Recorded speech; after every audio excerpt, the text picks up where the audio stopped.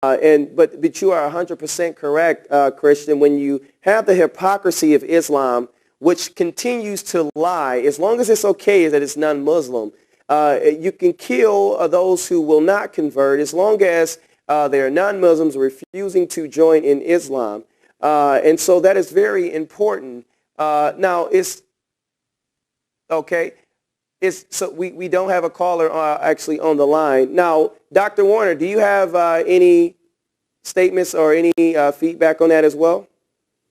First off, let me say that I think that Mr. Prince is probably the best at this that I've seen. Yes. I feel like I can only elaborate on the ground that he's laid. I will say this, that in terms of killing, there's a very interesting site devoted to killing by Islam. It's called thereligionofpeace.com. And as a scientist, I've tabulated some of the work they give and found it very interesting that on a consistent basis, Jihad or the violence of Islam is visited twice as much on Muslims as it is on either Christians or Jews. So the most dangerous enemy that a Muslim has is not the Jew, not the Christian, but another Muslim. And I think that this is borne out through history. Abu Bakr, the first caliph, his first job was to kill those Muslims who wanted to leave, because apostasy is a capital crime, to use a technical term here in America.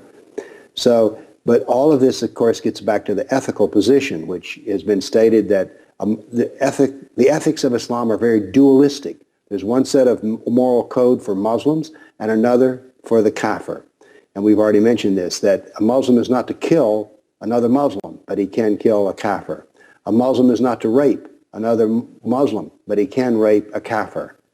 A Muslim may not lie to another Muslim, but it's okay to lie to a kafir, particularly under jihad. So this just reaches my point of ethics, is that the ethical system of Islam is not based upon the golden rule. The laws of the Sharia are not based upon the golden rule, but in terms of the gentleman who was speaking to different religions, the Jews have a golden rule, Christians have a golden rule, Buddhists have a golden rule, the Sikhs have a golden rule. I have atheist friends who practice the golden rule, but the golden rule is forbidden under Islam. Wow, that's really interesting. Now we have another caller. CL, are you there? Yes, I am here. Can you hear me? Yes. Okay, I'm glad you can hear me. I'm glad I tuned in. This is a very interesting show. Very interesting. Seeing you guys go back and forth like this. This guy that you had on the line earlier, the Arab guy. I hope he's still listening. I hope he's still listening, man. I pray for this guy, because this guy, he's very lost. Very lost. To remind me of myself. I don't know if Christian Prince can hear me right now, but a few years ago, I used to argue with Christian Prince on the internet when I was a Muslim, and I was a Muslim upon the Salafi Dawah.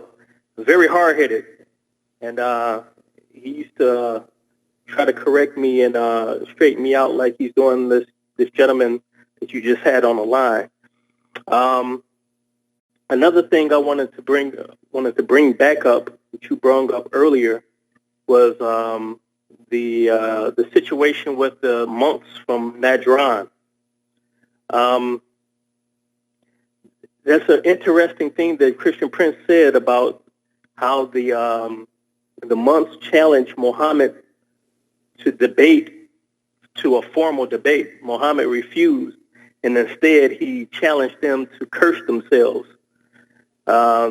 Shows you that debating is not something that's from Islam. We're doing a lot of challenging of Muslims to debates and to critically think about Islam and the Quran and Hadith. But that's really not their thing. That's not really a part of their religion. Maybe we should, I don't know, maybe we need to think of something else, think of a different angle to come at them from. I don't know. But that's just my little 2 cents that I wanted to add to the program. You guys keep up the good work, and I pray for you. Thank you, and God bless. Well, you know, just to mention, because I like to give reference always when I talk about things. I want to say thank you to the brother, and I'm so glad for him that he left Islam. Maybe he can remind me of himself, because I spoke to thousands and thousands of Muslims trying to help them to understand Islam. Even the person who just called before, I am not against you, by the way. I'm trying to help you. I'm trying to save you from this cult. This is a disgusting cult. Let me show you what your prophet said about Islam, how to debate, because the brother here, he mentioned that again. We mentioned it before. We didn't give reference. In chapter 3, verse number 61, it says, فَمَنْ حَاجَّكَ فِيهِ مِنْ بَعْدِ مَا جَاءَكَ مِنَ الْعِلْمِ. Those who they are asking you for questions and debate, what do? Say to them, invite your children and our children. Invite your women and our women. Invite yourself and ourselves. And let us ask God to curse the one who is lying. What kind of debate is debate? What kind of a prophet is prophet? Imagine someone come to Jesus, says to him, Jesus, I have a question for you.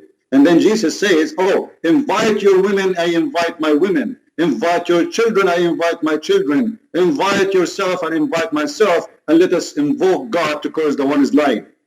That is the most stupid things ever I heard. Because simply, if a Muslim, he believes in Islam, he is not lying. This is what he believes in. If someone is a Hindu debating me about Hinduism, he is not lying. This is what he believes. So even the idea of the debate is stupid. The idea of understanding that the one is debating you is lying is stupid. Unless, like now, I understand that Muslims, they lie based on their religion. But usually, a person who believes in something, he's not lying. If a Muslim says to me, I believe in Muhammad as a prophet, should I say to him, let us curse the one is lying? Why? This is stupid. He believes in that. He's not lying. He believed that Muhammad is a prophet. I believe that Jesus is my Lord. So who is lying here? There's nobody lying. Not him, not me. I can be wrong, he can be wrong, but this is not about lying. So Muhammad, he don't even have the simple basic understanding. But I will tell you why Muhammad, he made that statement. Because Muhammad is a person of disability. He cannot answer. This is why in chapter 5, verse 101 says, ask not questions. Verse 102, it says, because former generations, they asked the same questions and they lost their faith. So Muhammad, he forbid questions. Muhammad, he will never debate you because simply he will lose the debate. And this is why Muslims actually, ABN and every TV channel I go in, they cannot find me one Muslim to debate me because they run away.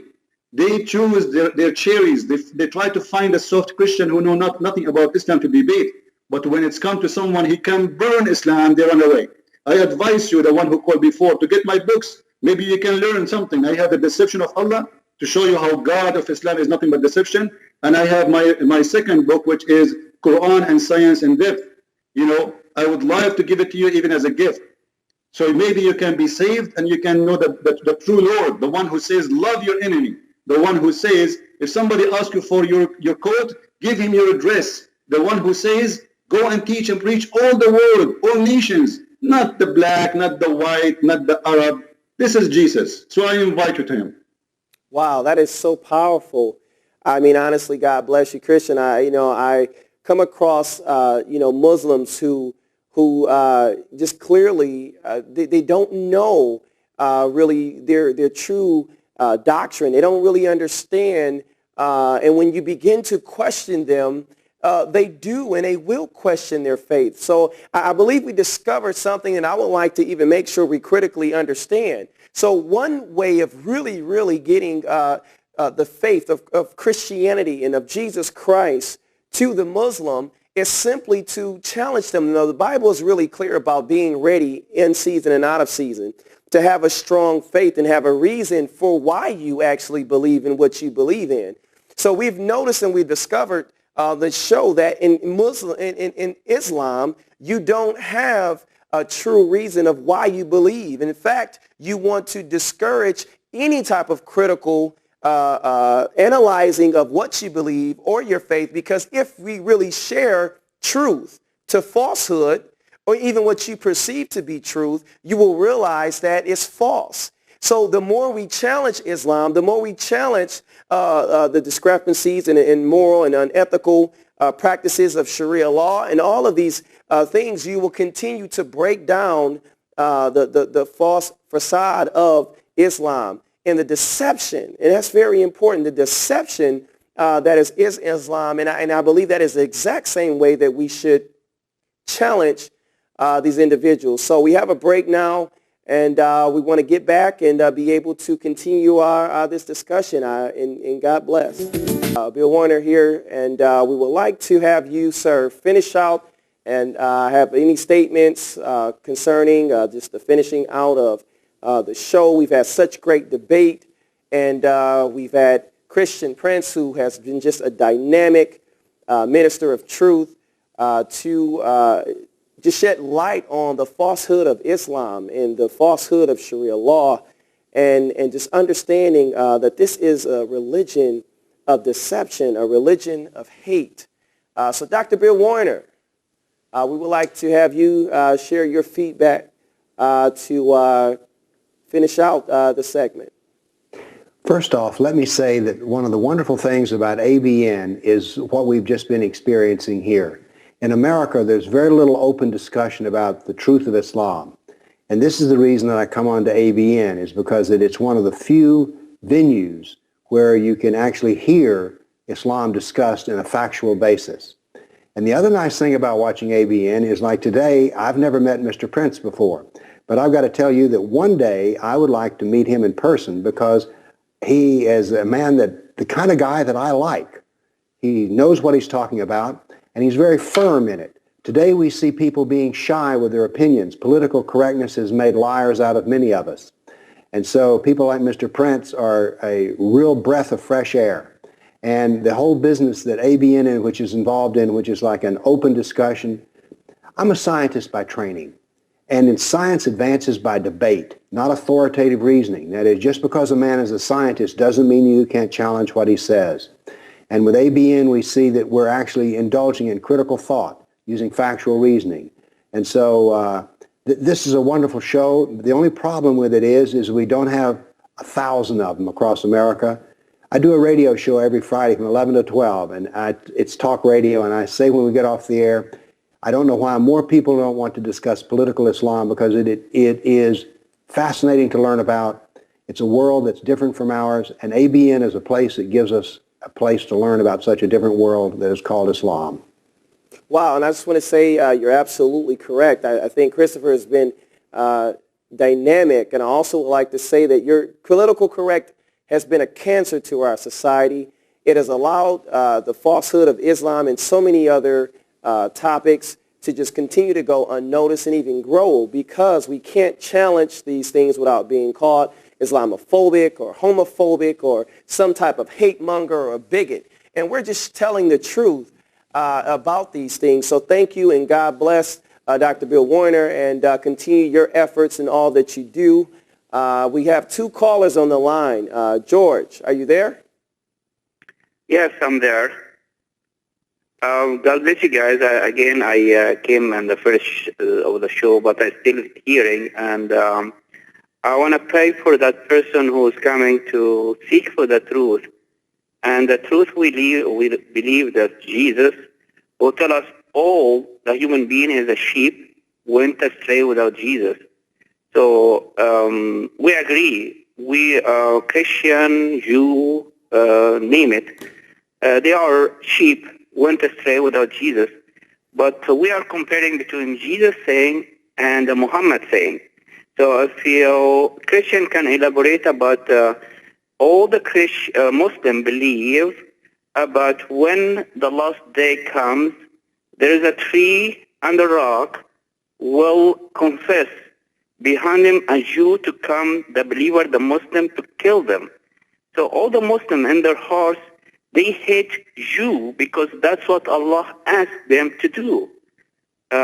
So I hope you can elaborate on, give us a quote from where that say, because all the Muslim scholars, and they train the young Muslim to be a scholar in this aspect, and I hear it a lot of shows about the cursing from the tree to the Jew to come in, a believer, to kill them. Wow.